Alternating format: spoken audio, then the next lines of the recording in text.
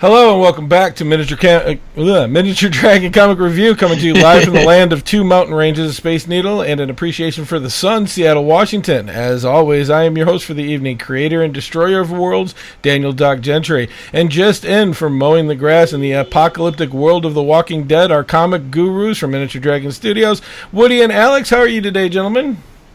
Good. Great. It's very windy out where I'm at. Yeah, and that strange orb that you talk about is a foreign concept to me. Yeah, geez, gross.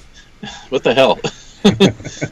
It is what it is. Thanks for joining us against Alex. We have some things that are flashing on the screen, everybody. I do apologize. I think OBS did an update and they messed me up a little bit, but we'll have to deal with it. But more importantly, let's hit up some comics. What do you guys say?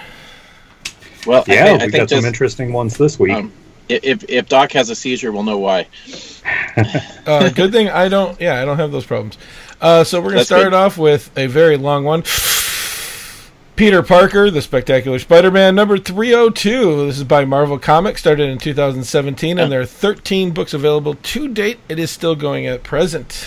When I picked this one, I actually thought it was the first issue in the arc and discovered it wasn't. It's... right off the bat, I think I'm going to say it would probably be better to pick issue 1, but it's a time travel story, and it starts out with doing some of the stupidest stuff you could imagine, because Peter has already introduced himself to his younger self and is changing his future. And apparently there's two versions of J. Jonah Jameson, and one of them gets whacked. So I'm like, holy shit, where is this going to go? And it's the younger one that dies, which is interesting. Well, that makes me kind of wonder, is this really a time travel story, or if it was like a multiverse story? Well, technically, all Marvel time travel stories are multiverse stories. Okay. I guess I'm just kind of like a little confused in that statement, because like when you say time travel, you think of like a DeLorean, a crazy Doc, and, Marty, and you go from there. Well, according to Reed Richards through Stan Lee and Jack Kirby, every attempt to change the past results in a tangent timeline. And so if you do anything, you go back to your original universe, everything's fine, but while the changes you made apply to a different universe. So Peter apparently didn't get the memo. But the thing is why did Jameson come back in time with him? I really wish I'd read the issue right before this. This issue is batshit crazy, as Alex would say. Well, I'll hit up with some of my stuff like I always do. The art in this it's in the style of older comics, which I do enjoy that style. I love what the comic books used to look like. Sometimes I think people try too hard nowadays with some of the ones that we've looked at. But it's not just the nostalgia. I think it's more like true to the art. What do you think? Mm-hmm. Well, I would say it's cartoony. Like this, if it wasn't such a highbrow story, I'd almost say this would be a good comic for a kid. But your comment on like the art, that's basically Jim Lee, because once that era of superstar artists came about, the entire industry had to come up to that level. And I'm actually kind of surprised that they do have this guy doing the comic, because Marvel doesn't tend to give guys that draw like that these days a chance to do something unless you can meet unless you've got like you can meet the schedule and somebody, So yeah, and about the story, because I do art story and writing, I'm not sure how I feel about the story. I know it's like purposely repeating itself with the semi-twist, the whole future Spider-Man with apparently some memory loss until things happen. Though the story, it is fun. Don't get me wrong. I'm not saying anything. Yeah. It's fun to see the same two superheroes fighting together from different times as well. Yeah. And the writing kind of makes it feel like a popcorn flick. Something that isn't really sophisticated, but kind of just that. It's enjoyable for the simple fact that it's the quality of popcorn. Yeah, right. I think it's a book that'll read better when it's collected as a story. Okay. The writing itself, though, it's not what I expect from a Spider-Man comic. It's almost like they did the whole storyboard, wrote it out, or colored it out, and then the guy came in and it was like an afterthought of each of the things. It doesn't have that writing that I don't know how to explain it. It doesn't make you think. It's not drawing you into a story. It's almost like, here, I'm going to explain this thing that was drawn. It's how I felt anyways. Yeah. Well, there's another thing that's interesting about it, that they're potentially making a major change to the continuity of Spider-Man, because there's this female S.H.I.E.L.D. agent character that's hanging out with Nick Fury, the Nick Fury of the past. And I think this girl came back in time with Peter and Jameson, and it almost seems to imply that she's his long-lost sister, which would be again, it's like, it's not to make you want to find out what else is coming next, but it's like, if they were going to do that, they would have done it years ago. I don't know how I feel about him having a sister after all these years. That's very soap opera. It is. But we're running short, as we always are, because that's how we roll. Let's switch over to Cyberforce #1. This is from Image Comics from 2018, and it's this year. Yeah. I think it was last month, and this is like the only book. I think so, yeah. And I couldn't find anything about it doing more. But let's get into the comic itself. It just came out, and so anyone that knows Image will remember that Cyberforce is one of the original launch titles. I think it was like the second phase of launch titles for the company, and it's basically X-Men if they were cyborgs. That's but with superpowers as well. And at the time, it looked cool. Alex and I pretty much were buying almost every single Image book that came out at the time. But it for me, it didn't hold interest. It had no substance. And after I think the third or fourth issue, I pretty much had dropped off. But this comic book is a complete reboot of the story, and for me, it's doing everything right that the original series did wrong, because it was done by an artist who didn't really have an editor checking the story. It wasn't necessarily a qualified writer. In this case, they've got a whole new creative team with an artist, writer, the whole deal, putting it together, and you're actually getting a competent origin story for these characters, and they're completely reimagined. But it looks like it's actually going to be a better executed version of the story than what they originally had. I definitely do feel like within this book, the art was pretty fantastic, and as the story went, I felt like this could be like a adaptation of a sci-fi series where you have a robot going in doing the destruction that goes on within the story. Not to get into spoiler territory, but this feels like it could have been any particular type of sci-fi, something on the Sci-Fi Channel or sure, or even Fox, and just this was an adaptation of a script done, and it just happened to be these characters. I could have seen it, be an episode for some other sci-fi series, to be honest. No, I'd say a sci-fi movie of the week is how this feels. To me. I actually one thing I didn't care for was how they blew up the Microsoft campus, and it was in Redmond, Virginia. Oh, the Microtech, I believe. Microtech, yeah. I think so. Yeah. Hey, you got to change it enough, right? That's what it is.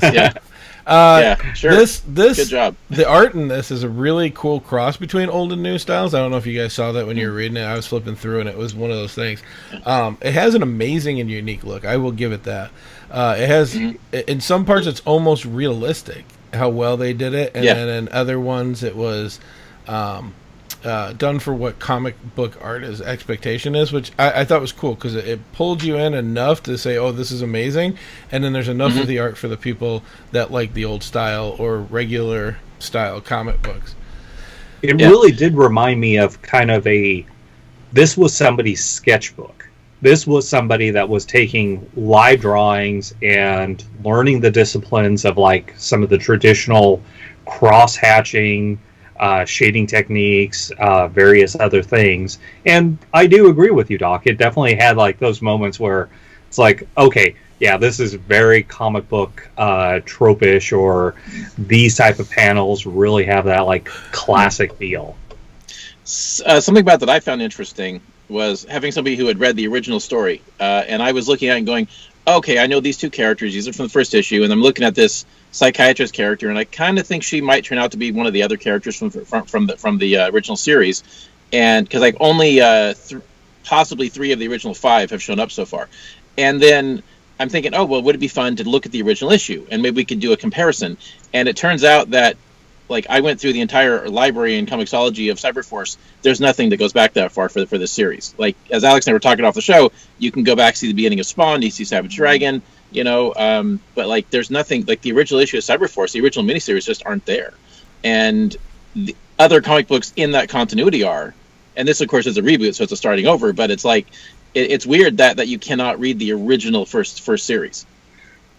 And I wonder why that would be. Yeah, I think we should look into that a little bit more. The cool part about this, the writing is great, by the way. You feel like you're in the situation, and it doesn't. It does give you the reveal that. What am I trying to get at? You really feel the situation that you're in is that you're in. It does give you the reveals that are unexpected, though. Even though they're foreshadowed, you don't see them coming, which I thought was a really unique way of writing that. And I'm really starting to warm up to you giving me these comics where the first story puts me in the middle of something I don't know about. These guys did it really good, though, because after a few pages, it really makes you feel like you understand the situation, and it's really fun to have that feeling when you don't know it when you first open it. Well, one thing they did really well was they made which is kind of like something that I'd like to harp on from GMing in role-playing games, is that you have to make the story personal to the characters, and you have to give the characters a reason to be there and have the personal investment in it, because otherwise, why would the players care? And this is what happened with these characters, is that the two primary characters in the story, not counting the villain or the psychiatrist, they have a very direct personal investment in what they're about to do and what they're getting involved in. And it's relatable. It's completely relatable, and it doesn't feel forced. I saw it coming because I realized who the characters were, and I knew who they were from the original series. But you know, somebody who didn't have that experience and just picking it up cold, you are feeling this direct connection to these characters. And you know, again, it's like very relatable family kind of stuff. And that's very true. And I can definitely say, as somebody that didn't read the original series, this reminded me of like going to a convenience store and picking up a burrito, where it's like your expectations are completely nothing, maybe a little on the bias side because of some of Image did have some tropes that were kind of like, that was very 90s. And yet when you sink your teeth into it, it's like, okay, this was actually enjoyable. Image was the 90s. Yes.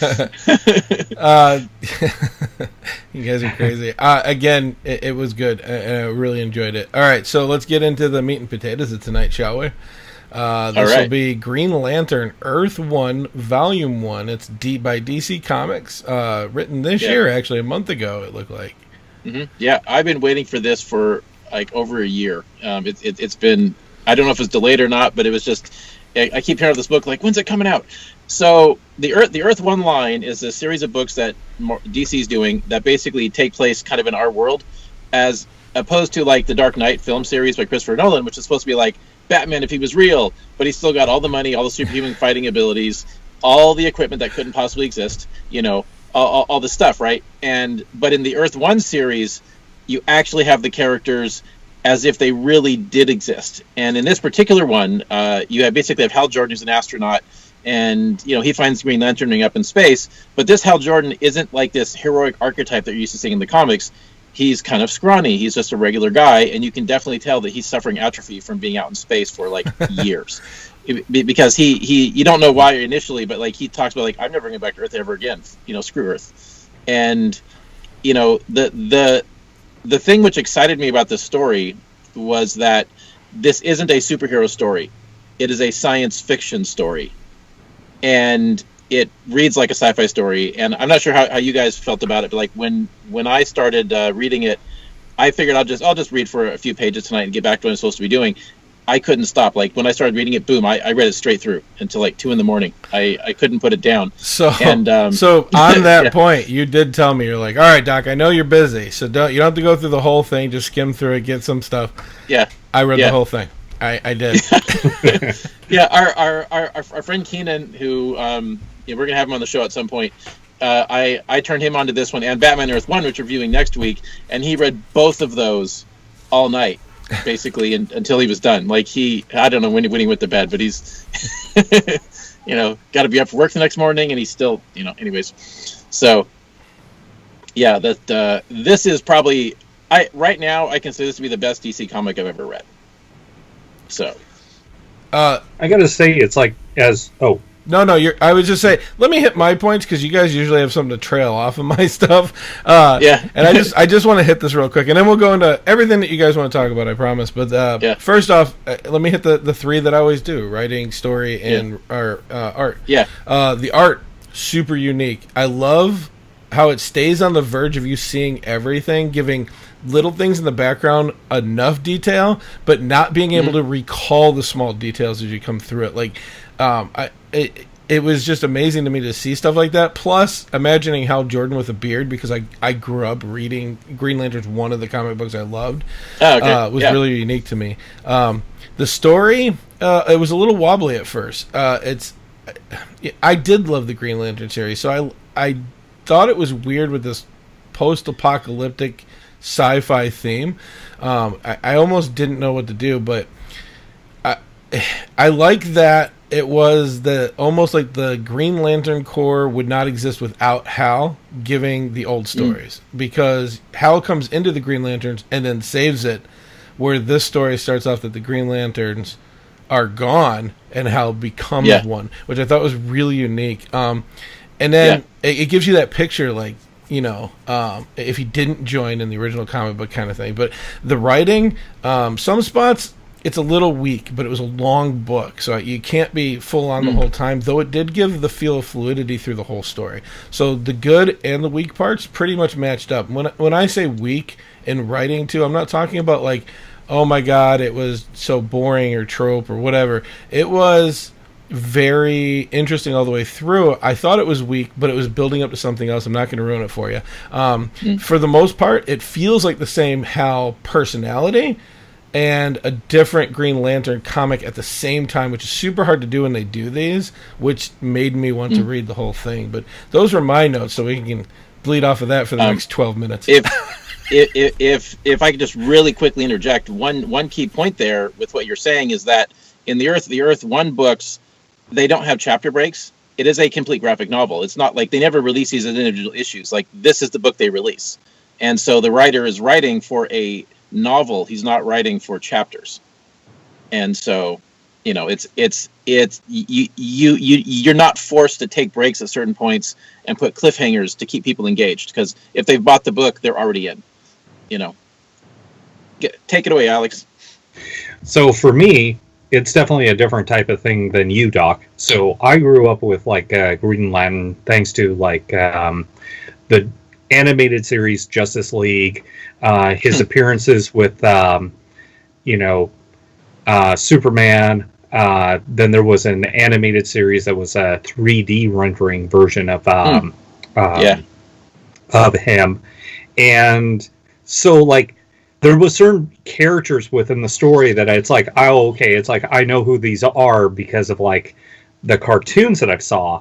So, and then it was just seeing the differences of for me, never reading the comic books, seeing okay, this is what I've seen them, in other type of media, and then now in this, it felt like it was a real kind of grown up story in comparison. I like the original animated series of Justice League, but this was a sci-fi movie. And the way that the characters interacted, the way that they was a much more sophisticated than what they did in the animated series, because that was kid to teenage kind of demographics, where this feels like teenage to a little bit more of adult. Go ahead. Oh, I just want to say, traditionally, Green Lantern, particularly era that Doc was talking about, was pretty much on par with Superman. Unless you were yellow, I mean, he's kind of unbeatable. He could do anything, and the power ring would last, which could do anything up to level his willpower for a set period of time. Where when they did the relaunch, when Hal Jordan got turned into a supervillain, and then they brought in Kyle Rayner, they retooled the rings so that they have a percentage of power. So you could shatter a planet theoretically, if you had the willpower, but it's like that 1% is as powerful as your willpower, but you only have like 100%, and you can use 1% of 1%. You could use 50% in one. It's like you have to kind of like pace yourself. So they clearly aren't at Superman's level, but I did like that the characters were basically depowered, and it wasn't just for the sake of depowering them. There was like a reason, and the Green Lanterns weren't the most powerful thing in the galaxy. Like they couldn't take on a battleship like they normally could, and they had story-wise, that was well put together of like the reason why they didn't have their full potential. Yeah, and Green Lantern power batteries were rare, and they, and it's like, I mean, there's a big reveal that I kind of saw coming. Like, I kind of thought there was a point where I thought something was happening. Then they convinced me it wasn't, and then they flipped it. So like, oh, it is that way. And like, damn, like, but just how they use the Manhunter robots and just all these elements. Like everything that needs to be there for the classic mythology is there, just in a different place, and it really works. Well, that too, by the way, the reason, and I did the same thing with that plot that you're talking about. Yeah. Because I know the comic books, the originals. And it fit, and I was like, oh, maybe it's not. Maybe they really are doing something, like, totally brand new here. And then it happened. Now, actually, I do have a question for you, Doc. Yeah. I've done a little bit of research into, like, Green Lantern, and I was kind of curious, within the time period that you were introduced to it, was it actually part of the classic part where his weakness was actually wood, or was it during the time period where it was yellow? Listen, man, when I'm drinking heavily, these are not questions I'm thinking about when I'm reading them. I think I got into...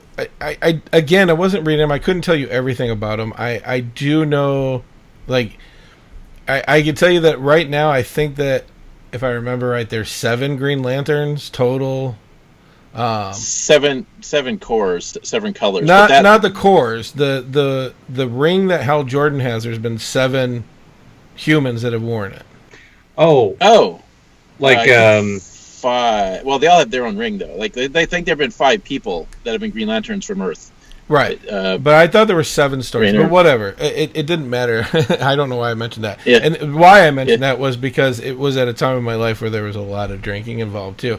I just enjoyed the message that Green Lantern had, which is why I read them, which is, we talk about if there's a will, there's a way. But this kind of put it into like some kind of perspective for me, and for me, Green Lantern is my favorite DC character ever. I don't think he was ever overpowered as Superman was. I think that the stories do that, but generally speaking, definitely not that I can overcome everything. Like he always had to try to find something else within him to make that happen in those comics. I thought it was interesting that his most successful run in comics had a period where he was teamed up with Green Arrow, and like thematically I can see it, but just in terms of like scale and like I don't, because it's like any enemy that would threaten the Green Arrow, how are they possibly a threat to Hal Jordan? I don't know, like, but Hawkeye is on the Avengers, or Hawkeye is on the Avengers too, so like. Yes, that is true. Yeah. Which Jeremy Renner did a great little... That kind of goes into that, like, storyteller or, like, being a good game master where you can have, like, somebody that is a very street-level kind of character with somebody that is a Omega God, practically. Well, I will say, though, that in the first Avengers movie, they did a really good job making him relevant in the final fight.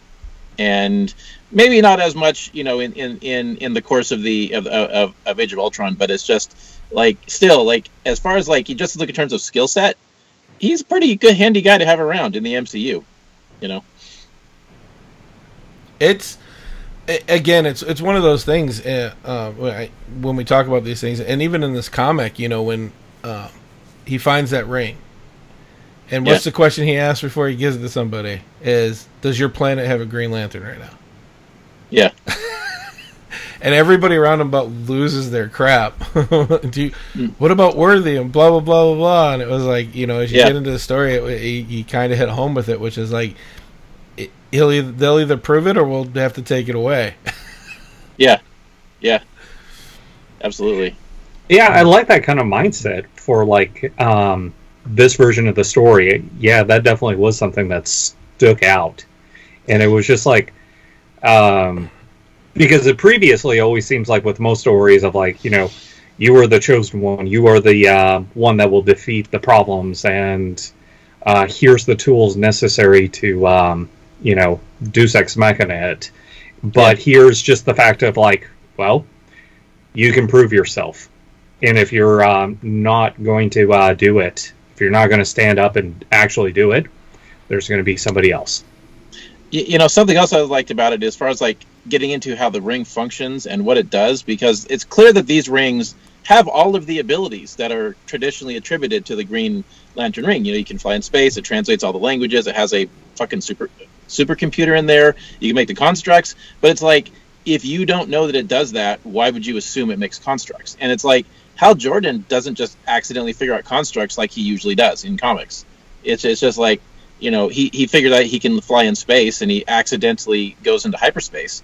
But it's like, you know, because he needs to go somewhere. But it's like, he doesn't just miraculously go, oh, I'm going to make a giant boxing glove and I'm going to punch you. It's like, you know, he doesn't even think to even try that until he sees somebody else do it. Well, and the person who does it isn't even any good at it either.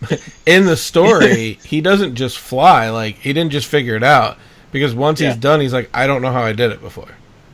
Yeah, that is true. Yeah, and he has to hang out with somebody and get some practice. But it's just it's just interesting to me that like there's the discovery of the abilities of the ring follows the same level of, you know, trial and error that you or I would experience. You know, like if I had this glowing ring in my finger, I'd be like, cool, it's a glowing ring. You know, I mean, like, why would I assume that it would have let me breathe in space and fly and shoot energy blasts? You know, it's really that's something that I found really interesting, and I like that it's being handled logically, like it's following the natural you know, pathways of or sequence of like reasoning and logic, and also the circumstances the characters are finding themselves in. Yeah, no, it was cool to me the way that they did this. But DC normally has this rotational story thing, which is foreshadowing. Yeah. Wow, I learned this new thing. Wow, this thing. Blah blah. Story continues. Oh wow, the bad guy comes out of nowhere. Nobody knows how to defeat him. Oh look, it's because of this new thing I learned. Yeah. Well, well, there's you know, that story structure. I think you're going to find, you know, in a lot of places. It's like with the Flash.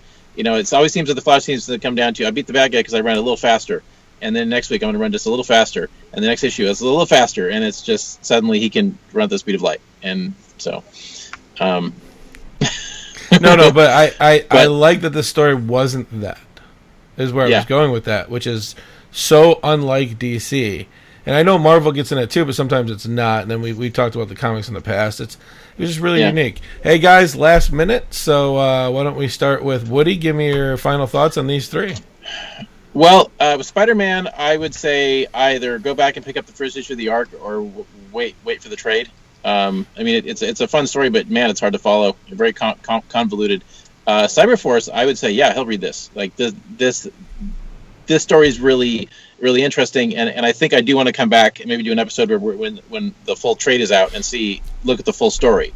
And as far as Green Lantern, I would say, why haven't you bought it yet? Like this book's fantastic. It's exactly everything I hoped it would be, and then some. So for me, the Spider-Man was definitely, it was a popcorn flick. You know, as good as popcorn goes, and that was as enjoyable that book was. Yeah.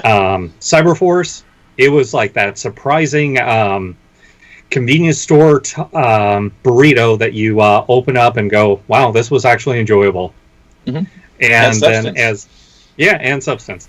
And then as the last one, this was definitely like a real A-game sci-fi story that just happened to have a superhero character in it. Yeah. which I think is the way it should be. What about you, Doc? I love that we are foodie meets comic book. Spider-Man, I think that they're trying to do too much at one time with it. It's a neat story. I enjoyed it, but I don't think it's a series that I'd want to pick up and continue reading. Cyberforce, what's coming up next? I want to know where that story goes. But I'm just being introduced to these characters, so I have no idea what this is about. I never read the first one. And then Green Lantern Earth 1, I agree. Why don't you own this thing already? And I hope they do as good with Batman as they did with this Green Lantern one. They do. And so we're about to sign out. I'd like to just remind you to support Alex and Woody in all their endeavors by going over to ConwayTheSeries.com and Countermay.com and a bunch of other Thunderfrog. I should know my own websites. Well, look up Thunderfrog under Google. You'll find it. There you go. As always, I'm DM Doc, and I like to just tell you to read more comics, keep it nerdy, and live your dreams. Peace. See you next week with Batman.